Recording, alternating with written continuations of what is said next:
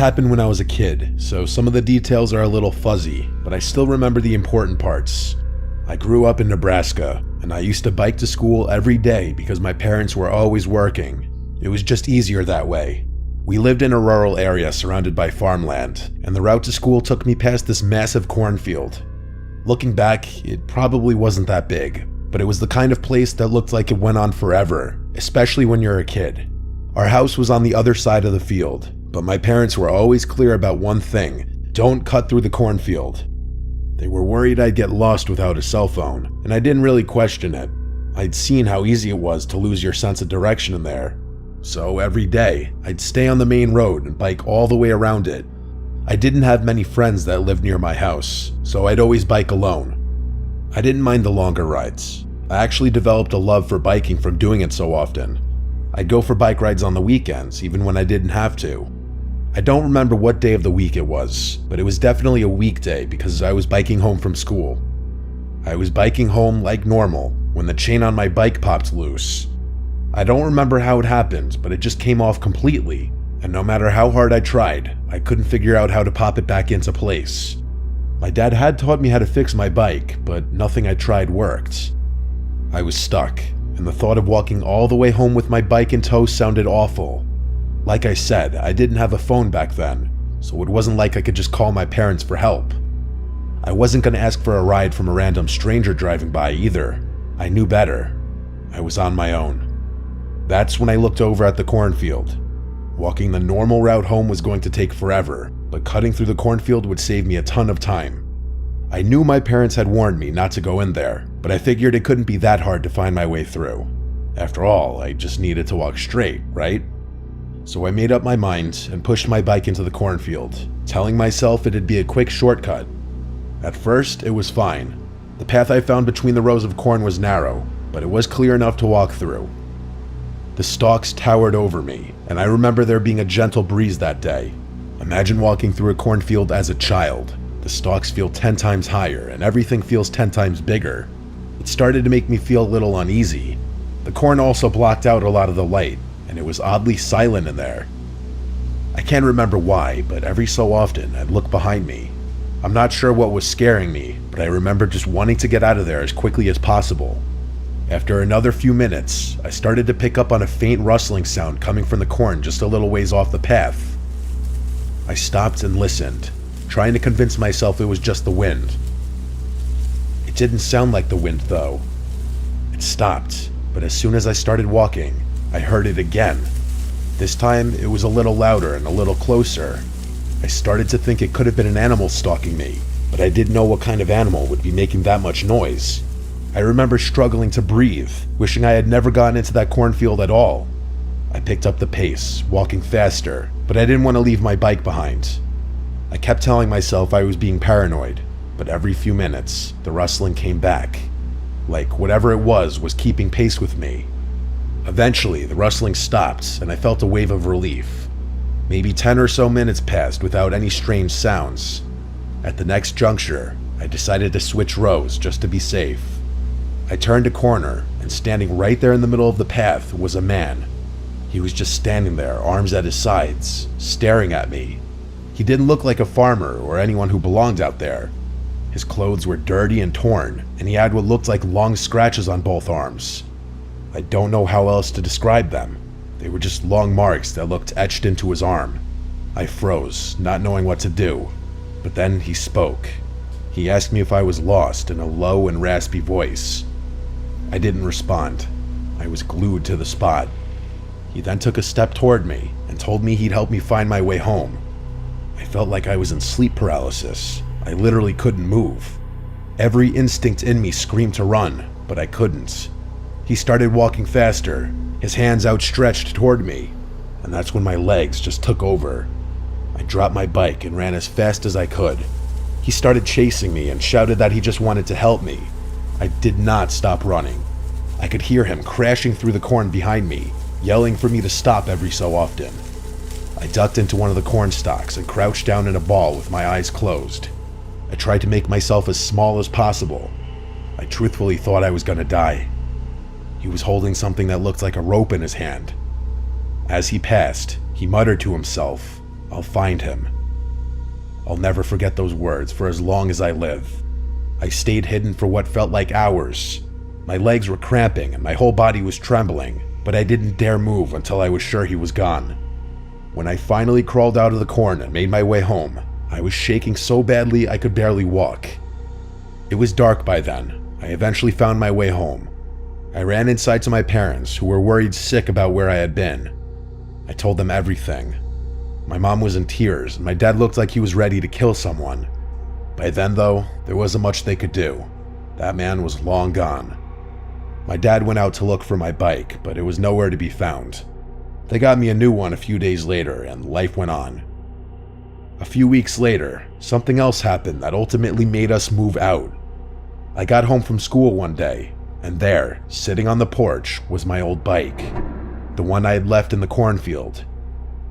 I don't remember who was more freaked out, me or my parents. My parents didn't feel safe with me in that house anymore, so we quickly moved out of there.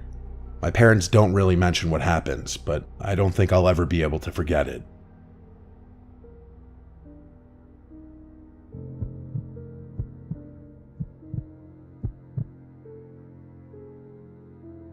I was 28.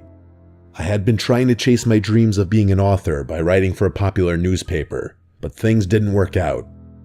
I had just returned home to help my aging parents on the family farm. It wasn't exactly what I had planned for myself after leaving home years ago, but they were getting older, and managing the place on their own was becoming more of a burden. The farm was quiet and isolated, surrounded by vast fields of corn that stretched out for miles in every direction. The nearest neighbor lived about a 10-minute walk away, a small farm run by an older woman who'd been living there ever since her husband passed away a few years back. Life was slow out there, and I didn't mind that. At that point in my life, slow was exactly what I wanted. Things were pretty normal for a week or two. I was starting to get used to the routine of managing the farm, and the slower pace of life was really beneficial to me. I had a ton of free time on my hands to think and write, which was how I spent most nights. I'm not sure what it is, but I'm most productive and creative at night, so I took advantage of that. I'd get the farm stuff out of the way well before the sun went down, and then sit at my computer until I couldn't keep my eyes open anymore. I had opted to stay in the tiny bedroom on the 3rd floor so that I wouldn't bother my parents with the strange sleep habits. I liked it up there. It was cozy and quiet, and the window gave me a beautiful, muse-like view of the farm. But after about another week, I started noticing something odd. Every evening, just before sunset, I would see a figure standing at the far edge of my parents' cornfield, between 2 rows of corn. At first, I didn't think much of it. I assumed it was someone from the neighbor's farm, maybe checking on their land or surveying the crops. They weren't actually on my parents' property, so it's not like they were trespassing or doing anything technically illegal. It was just kind of odd, though. The figure didn't move or make any kind of gesture, just stood there, almost like a scarecrow or a mannequin. I couldn't tell if it was a man or woman. Hell, I couldn't even tell if they were facing me. It was unnerving, sure, but I figured it was nothing to worry about. Despite the eeriness of it all, I noted that the scene would definitely make a cool photo. A shadow against the golden backdrop of the evening sky and fields of corn that stretched on forever. A few more days passed, and the figure kept appearing. Always around the same time, always around the same spot, just standing there. One night, I watched it extra closely just to make sure it really wasn't a scarecrow. Eventually, I did notice it move, which confirmed that it was a person. It was strange, but I kept telling myself it was harmless. I even thought it might be the neighbor, the old woman my mother often mentioned. I hadn't seen her since I'd been back, but maybe she had a reason for being out near our property. Either way, there was only so much harm an elderly woman could really cause. It's not like she posed a threat to my parents or their property. Of course, if that were true, I probably wouldn't be writing this all down. In hindsight, it probably wasn't wise to be so nonchalant about the situation. Things started to change over the next few days. The figure began getting closer. Each night, I'd see it between 2 different rows of corn, always closer to the house. It was still silent and still unmoving, but it was definitely closer each night. I was sure of that. I still couldn't make out any details about them from that distance, but things were getting serious now. Whoever was out there was deliberately getting closer and closer to my parents' property. After 2 nights of this, I decided I had to do something. The next morning, I told my parents about what I had been noticing the past few weeks. My mom brushed it off and told me that it was most likely the neighbor's son, who had always been a bit of an oddball, according to her. To call him an oddball was a bit of an understatement, but my mom was always one to put things nicely. To my surprise, they didn't seem concerned or even weirded out. They told me that I should just let him be, as he's harmless. One evening, as I was working late in the barn, I glanced toward the edge of the field and felt my stomach drop. The figure was no longer at the far edge of the cornfield. It was standing just outside the property line, much closer than before. A cold chill ran through me. I wiped my hands on my jeans, and feeling a mix of unease and frustration, I decided to approach it. I needed a better look. I walked to the edge of the field and yelled, "Who's there?" But as soon as I got close, the figure turned and sprinted between a row of corn. I went to chase it, but as I was turning the corner, I literally saw him dive into a row of corn, disappearing from sight. My heart was pounding as I stood there scanning the field, but there was no way I'd be able to find him. It's not like I was going to start searching blindly through the corn stalks. I was really freaked out at that point. Even if that had been a troubled kid, I don't think I was comfortable with him on the property. The next morning, I headed over to the neighbor's farm, hoping to clear things up. The old woman answered the door, so I just asked her bluntly without sugarcoating things. She seemed really confused when I told her about what was happening. She shook her head slowly and told me she hadn't been outside after dark for weeks because of her health.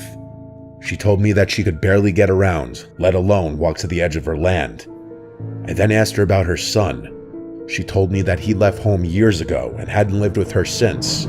I froze as she told me that. I could feel my skin start to itch. Whoever I had chased the day before wasn't her son.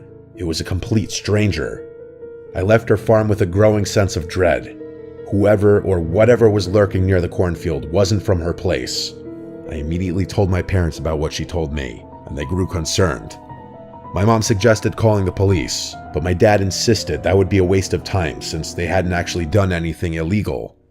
My dad instructed me to stay awake and wake him up should that person come back, which I agreed to. For the next few days, nothing happened. Like, the figure wasn't there anymore, which was a relief. Maybe they had noticed me confronting my neighbor, or maybe they had simply decided not to return after being chased. Either way, I was relieved. Later that week, I was out in the barn finishing up some chores when everything went dark. When I say dark, I mean it. The entire farm was suddenly plunged into darkness, and the power cut out without warning. All the lights inside and outside the house flickered off. I never carried my phone on me in the barn, so I was truly blind. My heart started racing. I had a feeling I knew what had caused the outage. I fumbled in the dark for the flashlight I knew was nearby somewhere.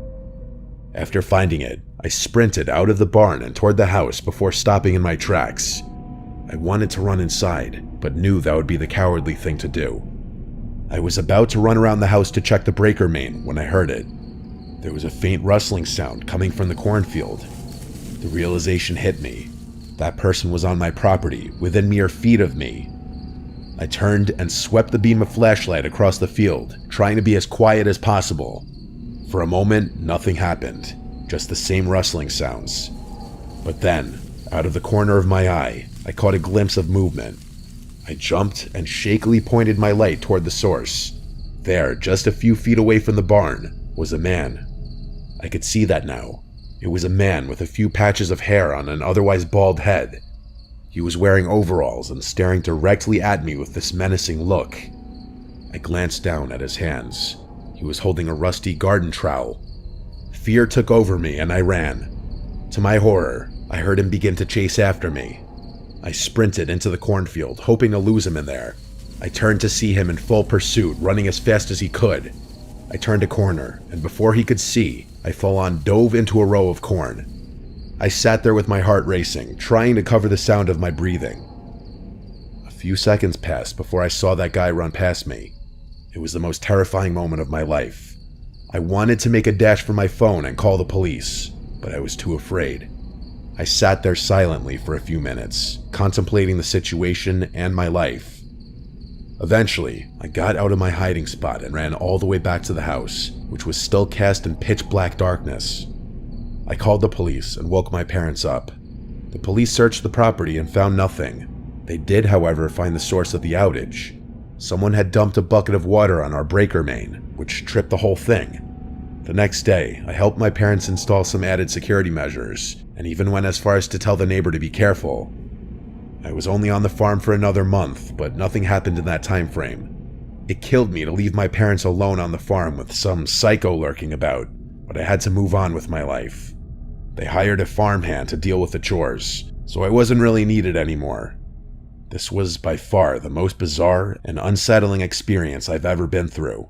It's something I still think about a lot.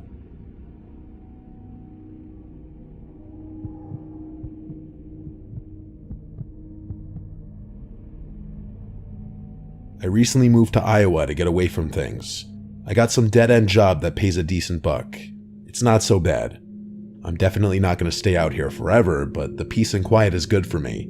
There's a lot of farmland around here, which I'm sure doesn't surprise any of you. The rural environment is definitely not something I'm used to, coming from the city and all, but I'm slowly adjusting to it. About 6 months ago, I found a modest home with dirt cheap rent that I lived in for a few months. While the house itself was small, the property was actually pretty big. I had a lot of land in the backyard, more than I knew what to do with. I'm not sure if it was a farm or abandoned, but there was this massive cornfield that sat right next to my house. Like the field ended at a little wooden fence that sat a few feet from the physical structure. You could practically touch the outside of the house and the fence at the same time. That's how close they were. As you could probably guess, I didn't have any neighbors. Despite what you might think, I found the isolation really peaceful.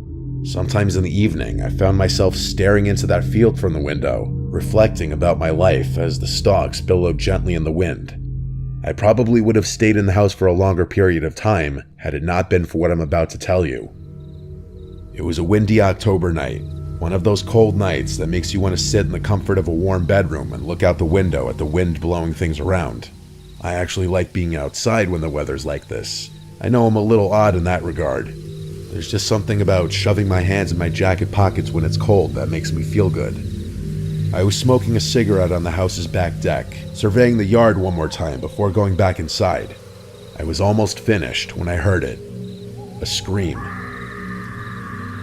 It wasn't the kind of distant animal cry you hear sometimes out in the country. No, this was different.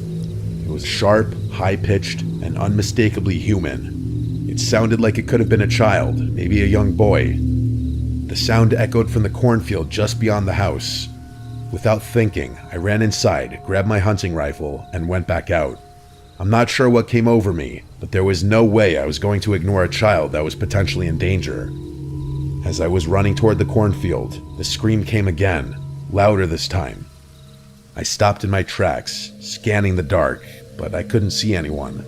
I called out to the kid, asking him to scream again so I could find him. Silence. Adrenaline was surging through me at that point. I jumped the fence, picked a random row of corn, and ran alongside it, using my phone's shitty flashlight to see. I kept yelling out, but that kid never yelled back. Eventually, I realized I was in over my head. I called the police and explained to them what I had heard before returning to my house, waiting for them to arrive. When the officers arrived, I insisted on helping them search the field. They let me help, which I was grateful for. We searched for at least half an hour, calling out to that kid the whole time. He never yelled back, though. There was nothing out there, no footprints, no signs of movement, not a single trace that anyone had been in that field. Eventually, we gave up. The officers told me to call again if I heard anything, and left. I was frustrated, but what could I do? Part of me wondered if the whole thing had been a prank, which sort of made sense. I'm sure the kids out there struggled to occupy the hours. It just made me sick to think that someone would prank another person like that. As much as I tried to convince myself that it had all been a prank, I couldn't relax after that. Little did I know that the situation was about to go from a 1 to a 10. As I was upstairs getting ready for bed, something from outside the window caught my eye. It was the last thing anyone would ever want to see outside a bedroom window, a faint orange glow. I rushed to the window and I felt my stomach drop. Off in the distance, there were small flames rising from the cornfield, flickering wildly in the dark. I remember yelling "holy fuck" over and over. I knew I had to do something. The fire wasn't huge, but I knew it would spread fast with how windy it was out there. I sprinted down the stairs while calling 911, practically screaming into the phone. I grabbed the hose from the side of my house, turned it on, jumped the fence, and sprinted into the field. I prayed that it would be long enough to reach the fire. I was soaked by the time I reached the fire, but I didn't care. I knew the fire department would take forever to get there. I was the only hope. I sprayed the flames as best I could, doing everything I could to contain it. I was unbelievably lucky that it hadn't spread more quickly. I was able to put it out completely in just a few minutes. I leaned down to catch my breath, wondering why in the world this shit was happening to me. As I stood there, drenched in sweat and water, I caught movement from the corner of my eye. I turned and nearly died right on the spot. There was someone at the upstairs window of my house. They were in my bedroom. Without thinking, I dropped the hose that was still spraying water and sprinted toward the house. I threw open the door and burst into the kitchen, only to freeze in place. The entire room was trashed. My fridge and cabinets were all open, and a bunch of my dishes had been smashed on the floor. It was fucking crazy, and I didn't know what to think. I barely had time to process the chaos when I heard the front door slam. I spun around and ran to the front door, but by the time I got there, whoever had been inside was gone. I rushed outside again, but they were nowhere in sight. I didn't have the energy to chase them. I actually thought I was going to pass out from how chaotic the sequence of events had been. A few minutes later, the police and firefighters finally showed up. I told them what had happened, and they took things much more seriously this time around. Attempted arson is a serious felony, and they treated it like such. A bunch more police officers and even some police dogs were brought out to conduct a more thorough search, but once again, they didn't find anything. Clearly, they had enough time to escape on foot. For a few weeks, I couldn't sleep. Every creak, every rustle in the night set me on edge. I slept with my hunting rifle on the floor next to me every night until I was able to move out. I kept thinking about what had happened. It didn't make any sense, but what gets me the most is that first scream. It makes me sick to think that there might have actually been a child in danger, not even 100 yards from me.